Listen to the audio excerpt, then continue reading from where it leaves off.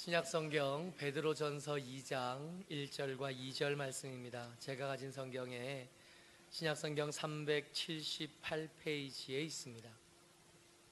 베드로전서 2장 1절과 2절 두 절 말씀만 같이 읽도록 하겠습니다. 같이 읽습니다. 시작. 그러므로 모든 악독과 모든 기만과 외식과 시기와 모든 비방하는 말을 버리고 갓난 아기들 같이 순전하고 신령한 젖을 사모하라. 이는 그로 말미암아 너희로 구원에 이르도록 자라게 하려 함이라. 아멘. 베드로전서의 말씀은 사방 각지에 흩어진 나그네 같은 성도들에게 보낸 사도 베드로의 편지입니다. 지난주에 우리가 이 베드로전서 첫 번째 시간에 말씀을 나누면서 흩어진 나그네들에게 하나님께서 그 나그네들의 인생의 스포일러를 해주셨다 그랬어요. 우리가 우리 인생의 마지막을 알게 되었다 그랬습니다. 우리 인생의 끝에 우리에게 있어질 일들에 대한 하나님의 약속을 우리가 들었는데, 그 약속이 뭐냐 하면 예수 그리스도께서 나타나실 때에 칭찬과 영광과 존귀를 더하여 주시겠다 하신 말씀이었어요. 여러분, 힘을 내시기 바랍니다. 지금 우리가 살아가는 삶에 우리가 누릴 수 있는 칭찬, 우리가 누릴 수 있는 영광, 우리가 존귀하다 하는 것을 인정받지 못하는 삶을 살기는 하지만 이것이 계속되어지지 않을 겁니다. 말세가 우리가 우리의 인생을 마무리하게 되거나 혹은 예수님께서 그 전에 먼저 오시거나 그때가 되면 여러분들과 제게 칭찬과 영광과 존귀가 주어지게 될 겁니다. 이것을 위로 삼고 이것을 동기 삼아서 믿음으로 단단하게 살아내시는 저와 여러분 되시기를 주의 이름으로 축복합니다. 그래서요, 이 인생의 끝을 아니까, 인생의 마지막을 아니까, 인생의 끝을 알게 되었으니까 이제 우리의 삶이 예수님처럼 깨끗해야 되겠다 그랬고, 그래서 예수님처럼 우리의 삶이 예수님의 사랑을 닮아가서 더 사랑하는 삶이 되어야겠다 말씀을 나누었어요. 어때요? 지난주 한 주간 이 말씀이 여러분들과 제 사이에서 기억되었으면 좋겠다 생각을 하는데 한번 해보셨나요? 조금이라도 더 깨끗하게, 조금이라도 더 사랑하는 삶으로 살아가려고 하다 보면 우리가 만나게 되는 것은 형통함이라기보다는 오히려 우리를 향한 악독을 만나게 되는 것이 이 세상에 우리가 경험하게 되는 삶입니다. 같이 읽죠. 시작. 그러므로 모든 악독과 모든 기만과 외식과 시기와 모든 비방하는 말을 버리고, 우리가 말입니다, 우리가 우리의 인생의 끝을 믿음으로 확신한 다음에 맞다, 예수님처럼 이제 나도 깨끗하게 살아야지, 나도 이제 예수님처럼 사람 가리지 말고, 예수님께서 그 제자들 가룟 유다를 포함하고 베드로를 포함하고 예수님을 버리고 다 도망갔던 그 제자들을 포함한 그 자리에서 당신의 사람들을 사랑하시되 끝까지 사랑한다 말씀하셨던 그 사랑처럼 우리도 우리의 왼수 같은 가족들, 우리의 이웃들, 도무지 나와 맞지 않는, 나와 함께하게 하신 이 귀한 사람들과 사랑하는 일을 포기하지 말아야지. 그 일을 시도했더니 어떻게 됐어요? 모든 악독을 만나게 되는 거예요. 우리를 향한 사람들의 악한 시선 점점 더 심해질 거고 지금도 그렇습니다. 내가 너의 어린 모습을 알고, 내가 네 과거를 아는데, 내가 가끔씩 너 술 한 잔씩 하는 거 아는데, 내가 너 쉽게 거짓말하는 사람인 줄 알고, 내가 너 쉽게 음란에 빠지는 사람인 줄 아는데, 네가 무슨 예수님처럼 괜히 예수님 이름에 먹칠하지 말고 원래대로 살라고. 교회를 향한 세상의 시선들이 그렇지 않아요? 너희나 잘하라고. 예수 믿으라고 말하면 네 앞가림이나 좀 하라고.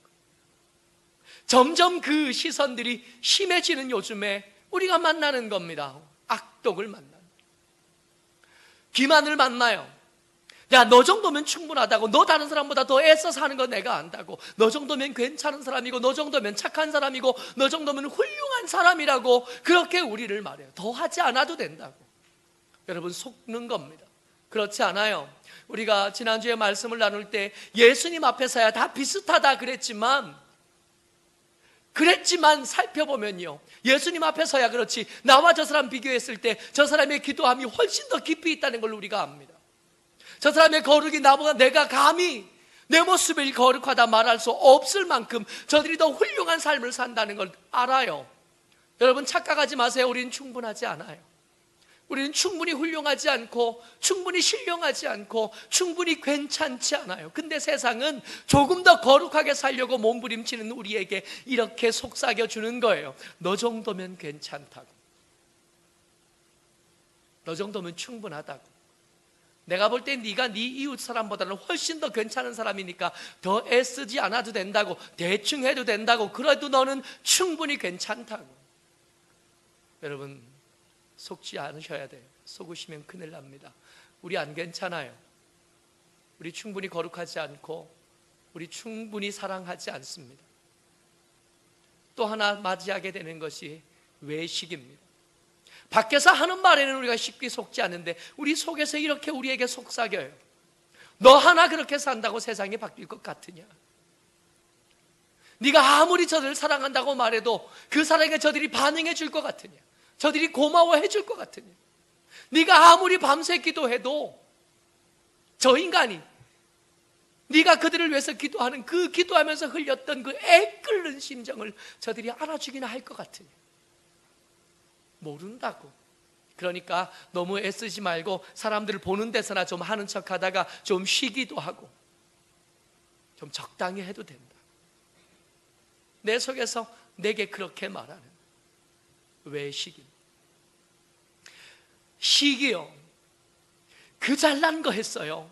그렇게 조금만 더 깨끗해지고, 그렇다고 해서 충분히 깨끗해진 것도 아닌데 그만큼 한 것으로도 세상이 우리를 고운 눈으로 바라봐 주지 않습니다. 우리가 더 거룩해지면, 우리가 더 사랑하게 되면 저들에게 유익이 되는 건 틀림없습니다만은 저들이요, 우리가 자기보다 더 훌륭해지는 걸 못 봐요. 우리가 더 잘 되는 꼴을 저들이 봐주지를 않습니다. 그래서 시기하게 되는 거예요. 이런 것들을 맞이하게 되면, 이 악독과 기만과 외식과 이 시기를 만나게 되면 기껏 마음을 품고 좀 해보겠다고 결단하고 큰 마음을 품고 깨끗해보겠다고 걷던 우리의 걸음이 점점 무거워지기 시작합니다. 더 사랑하겠다고 애쓰던 우리의 마음이, 우리의 생각이, 우리의 걸음이 점점 더 주저하게 되고 망설이게 되고, 그러면서 이렇게 말하는 거예요. 이제 못하겠다. 온 한 주 못하는 거예요. 작심 삼일, 어린 반푼어치도 없어요. 한두 번 해보다가 야, 이거 나한테 어울리지 않는 건가 보다 하고 다시 주저앉게 만들어요. 그래서 세상은 우리를 하나님께 가까워지는 것을 못하게 하려고 반대 방향으로 우리를 밀어요. 원래 자리로 돌아가라고, 원래 적당히 깨끗한 자리, 그 자리에 계속 있으라고, 원래 적당히 미워하고 적당히 좋은 사람으로 살던 그 자리에 계속 있으라고 우리를 종용합니다. 우리에게는 힘이 부족해요. 예수님처럼 깨끗하기, 예수님처럼 사랑하기, 그 삶을 계속해서 유지하는 데는 우리에게 에너지가 부족합니다. 어찌하면 계속할 수 있을까요? 어찌하면 계속 사랑하고, 어찌하면 계속해서 거룩한 삶을 사모하며 그렇게 주님께로 조금씩 더 가까이 나아갈 수 있을까요? 이 문제를 해결하기 전에 우리가 먼저 반드시 짚고 넘어가야 될 것이 있어요. 예수님께서 제자들과 어느 날 이렇게 대화를 나누십니다. 야, 얘들아, 사람들이 나를 누구라고 하느냐?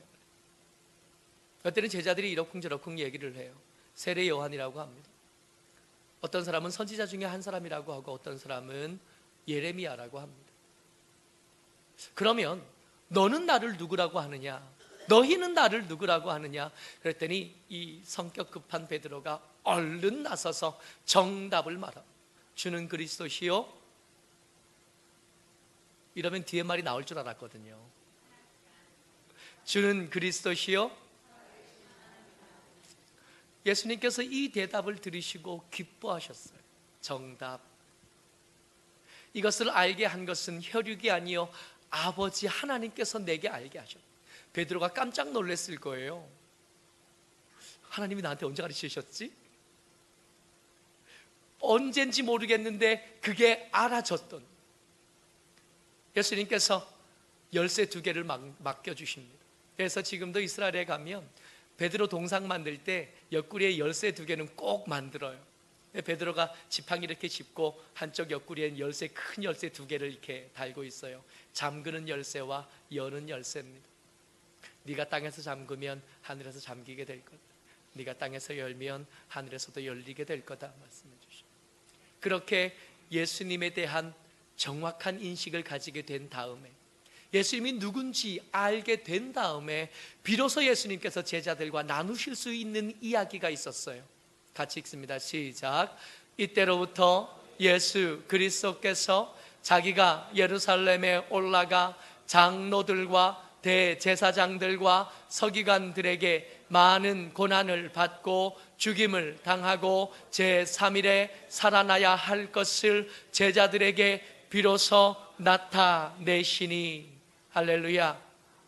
예수님께서 고난 당하시는 것, 예수님께서 십자가를 지고 돌아가시게 되는 것, 예수님의 이 고난에 대해서 아무하거나 이야기를 나누실 수 없었다고요. 왜요?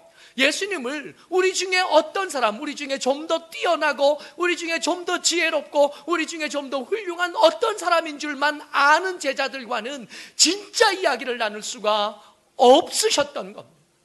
예수님의 사역의 클라이막스가 이 십자가인데, 예수님의 사역의 클라이막스는 저들을 먹이신 것, 저들을 고치신 것, 그런 게 아니라 예수님의 사역의 클라이막스는 저들을 위해서 고난받으시고 저들을 대신해서 죽어주시고 그러고 죽은 가운데서 다시 일어나시고 부활하신 것, 이것이 예수님의 사역의 핵심인데 이 이야기를 아무하거나 못 나눠요.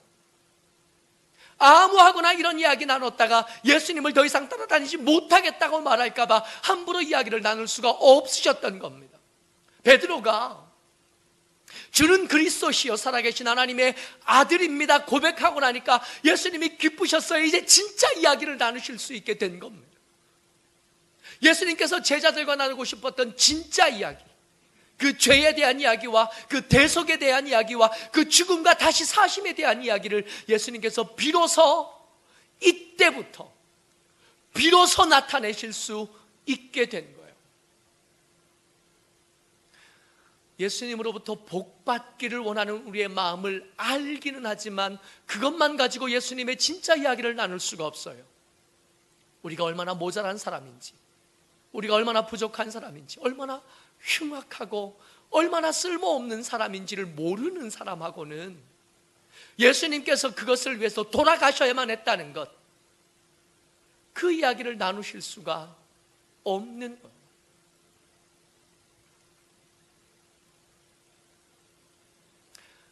여러분들에게 예수님은 어떤 분이십니까?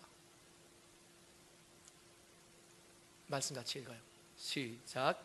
믿는 너희에게는 보배이나 믿지 아니하는 자에게는 건축자들이 버린 그 돌이 모퉁이의 머릿돌이 되고, 모든 사람에게 예수님이 귀하고, 모든 사람에게 예수님이 존귀하고, 모든 사람에게 예수님이 영화로우냐? 아니었다고요. 우리가 옆에 보세요.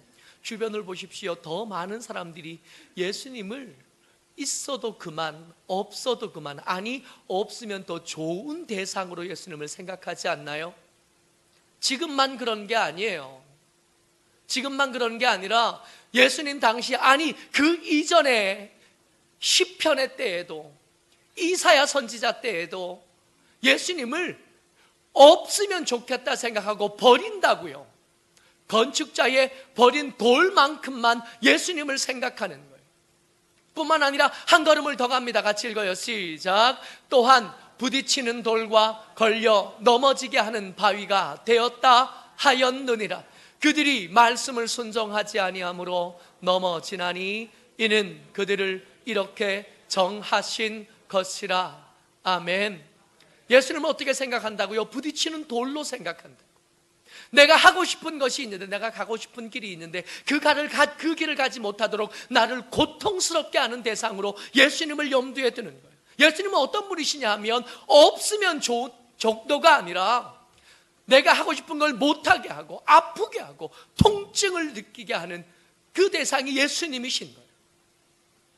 내가 저길 가야 되는데 그 길에 떡하니 길을 막고 서서 못 가게 하시는 주님이 예수님입니다. 여러분들에게 예수님 어떤 분이신가요? 주일날 놀러 가고 싶은데 예배 드려야 되니까 그 일행과 함께 하지 못한 거예요. 놓고 가자니 마음이 찜찜하고 오자니 그 여행을 가고 싶어요.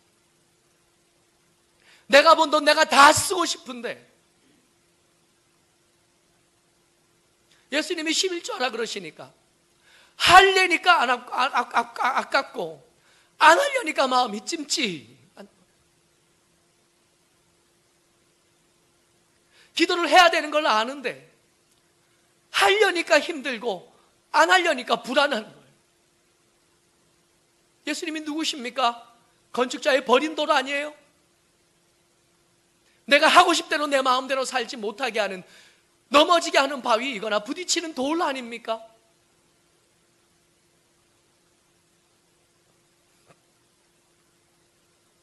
내가 하고 싶은 건 따로 있는데 예수님께서 엉뚱한 것을 자꾸 시키니까 그러니까 못하겠는, 사랑하는 것 못하겠다고 느껴집니다. 깨끗하게 되는 것 못하겠다고 느껴집니다.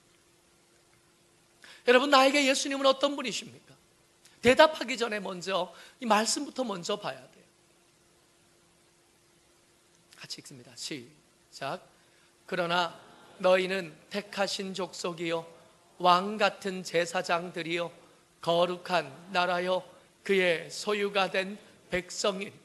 여러분들과 제가 택하신 족속이래요.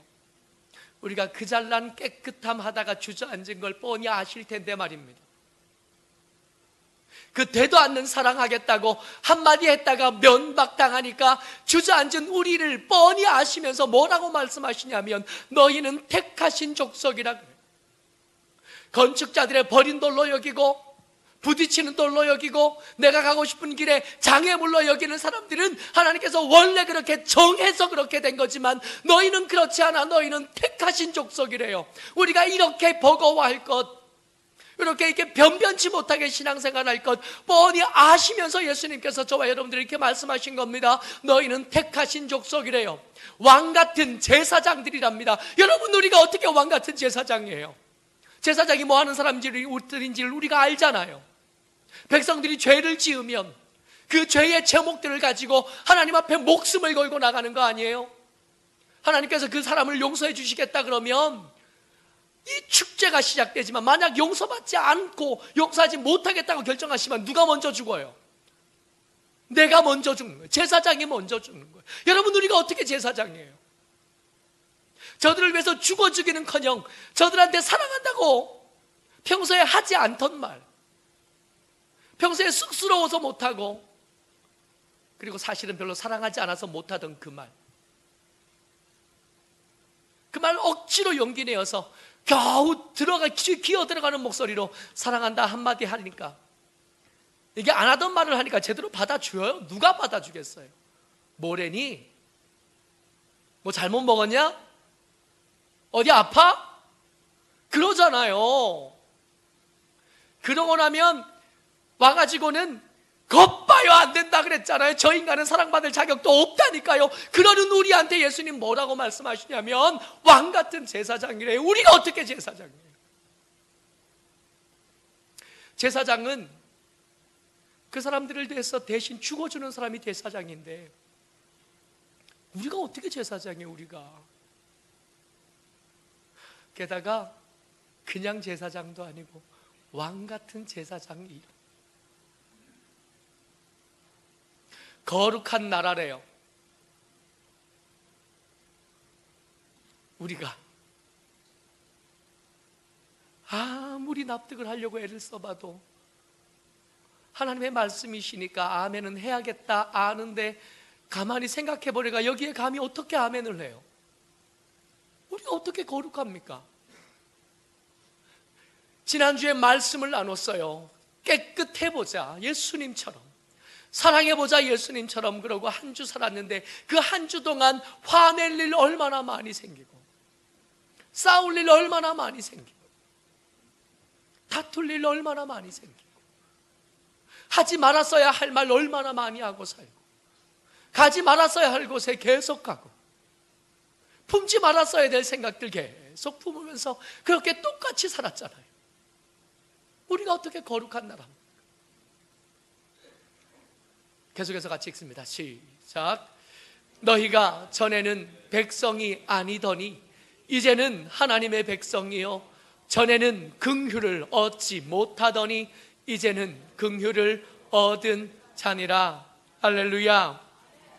우리가 이럴 거라는 걸 예수님께서, 아버지 하나님께서 모르셨을 리가 없을 텐데, 그럼에도 불구하고 이렇게 별것 아닌 발걸음, 예수님처럼 살아보겠다고 몸부림치기 시작한 우리에게 하나님 말씀하시는 겁니다. 너희가 전에는 백성이 아니었는데 이제는 백성.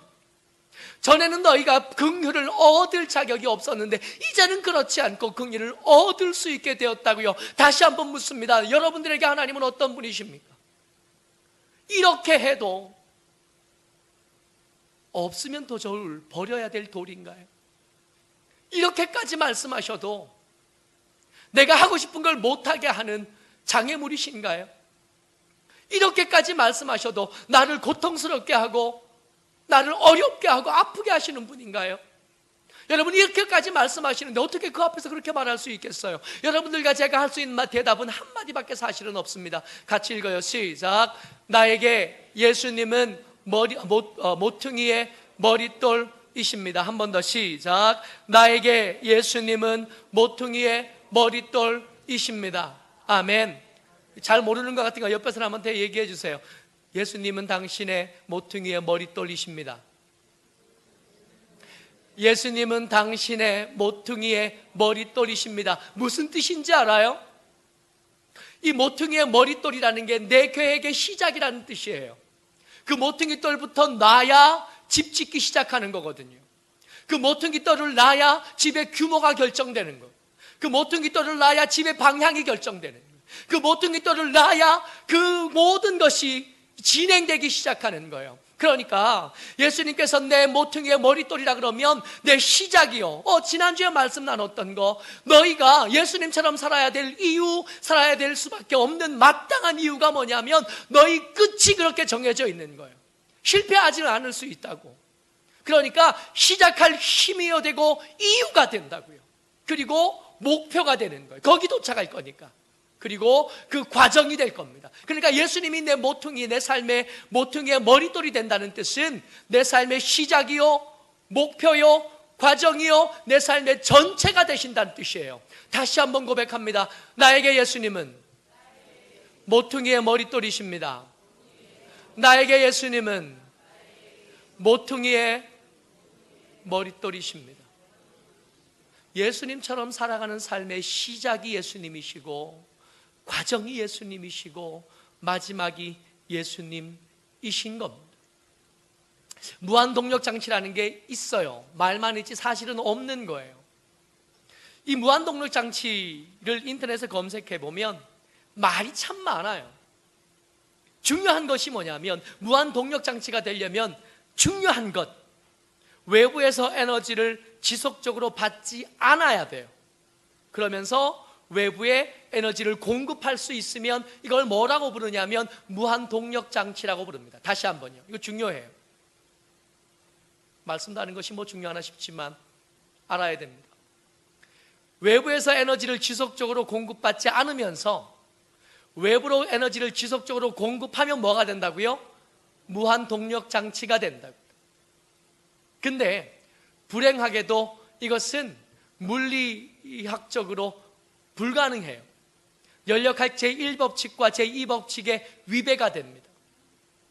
가끔씩 인터넷에 이렇게 검색해 보신 분들이 혹시 계실지 모르겠는데, 계속해서 에너지 없이 돌아가는 풍차를 보거나 물이 이렇게 계속해서 순환하는 걸 보거나 할 때 이게 무한 동력 장치를 검색하면 흔히 나오는 그림이긴 한데, 여러분 이것이 단점이 있어요. 뭐요? 에너지를 공급하진 않았어요. 그러나 에너지를 밖으로 공급해 주지도 못해요. 그래서 이것은 무한 동력 장치가 아닙니다. 세상에는 이거 없어요. 계속해서 우리가 뭔가를 주지 않는데 우리에게 끊임없이 주는 거 세상에는 없습니다. 그러나 성경에는 있어요. 우리의 신앙생활 가운데는 있습니다. 우리 예수님께서는 우리가 뭔가 대단한 걸 드리지 않아요. 그런데도 끊임없이 그 은혜를 우리에게 공급해 주시는 분이신 줄을 믿으시기 바랍니다. 예수님은 여러분들과 제게 무한 공급 장치세요. 끊임없이 공급해 주세요. 때때로 우리에게 실망하시지만 다시 돌아가 손을 내밀면 그 미련을 버리지 못하시고 손을 내밀어 우리 손 잡아주시는 분이에요. 수고하고 무거운 짐진 자들아 다 내게로 오라. 언제라도 우리에게 이렇게 말씀해 주시는 분이 아버지 하나님이신 줄을 믿으시기 바랍니다.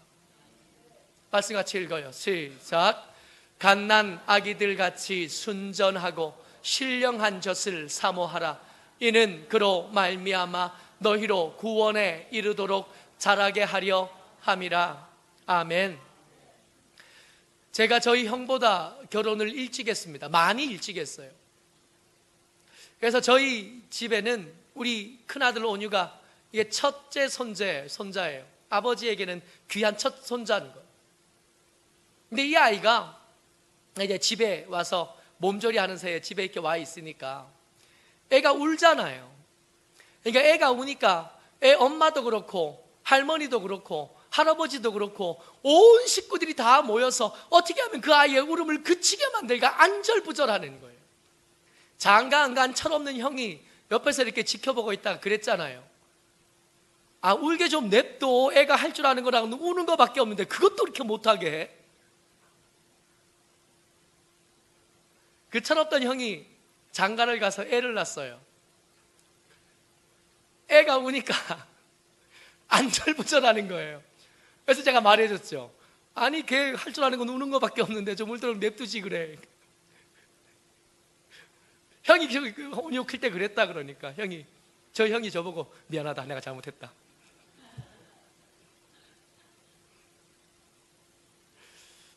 여러분 우리의 예수님처럼 살기가 왜 자꾸 버거워질까요?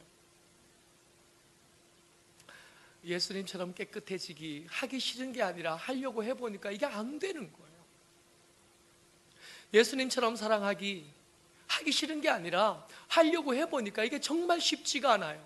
엉뚱한 오해들이 생기고 엉뚱한 부작용들이 생깁니다. 도무지 잘 안 돼요. 그래서 못하겠다 싶잖아요. 사랑할 만한 사람들만 사랑하고 적당히 깨끗해야 되겠다 싶잖아요. 그렇게 주저앉아 있는 우리, 여러분 제가 납득합니다. 목사님 깨끗할 수 없습니다. 네, 제가 납득해요. 그래서 사랑할 수 없습니다. 맞아요, 제가 납득해요. 근데 진짜 문제가 그걸까요? 진짜 우리가 예수님처럼 깨끗할 수 없는 이유가, 진짜 우리가 예수님처럼 사랑할 수 없는 이유가 우리의 사랑을 받아야 될 그 대상의 문제고 우리의 환경의 문제일까요? 진짜 문제가 그거일까요? 좀 이상하지 않아요? 언제 한 번은 세상이 깨끗할 만한 세상이었고, 언제 한 번은 세상이 우리의 사랑을 받아들일 만한 그런 대상이었습니까? 언제 그랬어요? 에덴 동산에서 쫓겨난 이래로 매번 그래 왔지 않나요? 정말 문제는 딴 데 있는 거 아닐까요? 정말 문제는 언젠가부터 갓난 아기인 여러분들과 제가 엄마 젖 말고 맛있는 딴 게 생긴 거예요.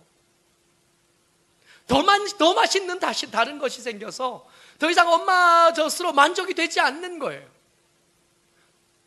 아이를 키울 때 보니까 이 젖이 모자라니까 분유를 먹이잖아요. 근데 분유를 한 번 먹었던 아이는 엄마 젖을 잘 안 먹으려고 해요. 엄마 젖 먹는 게 힘들거든요. 이게 젖 먹던 힘이 보통 힘이 아닌 거예요. 이게 억지로 먹어야 될 엄마 젖보다 입만 대고 있으면 졸졸 나오는 이 우유병이 훨씬 더 편하거든. 여러분 혹시 우리 그렇게 된 거 아니에요? 이 신령한 젖보다 더 맛있는 것이 우리의 삶에 생깁니다. 더 이상 그 신령한 젖으로 만족하지 못하게 된, 예수님의 사랑이 식어진 게 아니라 그 사랑으로 만족할 수 없게 되었습니다. 여러분, 아이가 배고파서 울 때 엄마가 지금 설거지 중이니까 설거지 끝날 때까지만 좀 참아라 그러면 애가 엄마를 봐줘요? 죽자고 우는, 참아라 그런 게 어딨냐고 우는 거예요. 근데 우리는 안 울어요. 조금만 지체되면 에이, 안 주실라는가 보네, 편의점에 나갔다 와야지, 다른 것으로 만족함을 누리려고, 다른 것 먹으려고 하는, 그렇게 예수님의 사랑에서 조금씩 멀어지면서 예수님처럼 사랑하기가 버거워지는 거 아닐까요? 그렇게 예수님의 사랑에서 점점 더 멀어지면서 예수님처럼 깨끗하기가 불가능하다에 아멘이 너무 쉽게 나오는 거 아닐까요? 예수님처럼 살아가기를 도전하신 예수님께서 여러분들과 제게 이렇게 말씀하십니다. 갓난아기들 같이 순전하고 신령한 젖을 사모하라. 다른데 자꾸 거들떠보지 말고, 자꾸 엉뚱한 생각하지 말고, 예수님 더 사랑하려고 애쓰고, 예수님에게서 더 많이 받으려고 애쓰고, 그래서 그 받은 힘 가지고 저 사랑받을 자격이 없는 저들 사랑하는 일에, 깨끗하게 사는 것이 불가능한 그 세상에서 깨끗하게 사는 일에 조금 더 애써보라고, 한 걸음 더 걸어보라고. 모쪼록 저와 여러분들이 주의 은혜 가운데 다시 처음으로 돌아갈 수 있게 되기를 축복합니다. 엄마 젖으로 만족하던 그때를 다른 어떤 걸로서도 타협이 안 되고, 다른 어떤 걸로도 대안이 안 되는 예수님의 은혜요, 예수님의 말씀이요, 예수님의 함께 하심이요, 예수님의 불쌍히 여기심이요, 예수님의 공급하심을 누리는 저와 여러분 되시기를 주의 이름으로 축복합니다. 아멘.